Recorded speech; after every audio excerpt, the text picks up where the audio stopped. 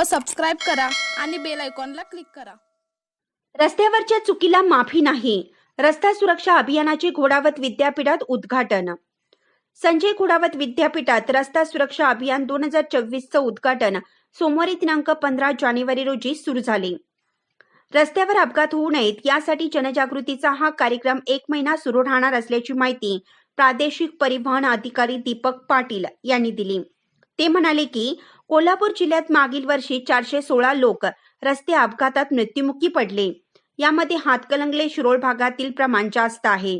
तसेच 40 जणांचे प्राण वाचवण्यात प्रशासनाला यश आल्याचं त्यांनी सांगितलं। अपघात होऊ नयेत यासाठी रस्त्याची शिस्त अंगी काढण्याचा सल्ला दिला। इचलकरंजीचे अप्पर पोलीस अधीक्षक निकेश खाटमोडे पाटील यांनी आपल्या ओघवत्या शैलीत जिल्ह्यातील खुनाच्या 4 पट संख्या अपघातग्रस्तांची असल्याची माहिती दिली। त्यामध्ये युवकांची संख्या जास्त असल्याबद्दल हळहळ व्यक्त केली। अपघात होऊ नयेत यासाठी स्वयंशिस्त महत्वाची, अन्यथा रस्त्यावरच्या चुकीला माफी नाही, असा इशारा विद्यार्थ्यांनी दिला।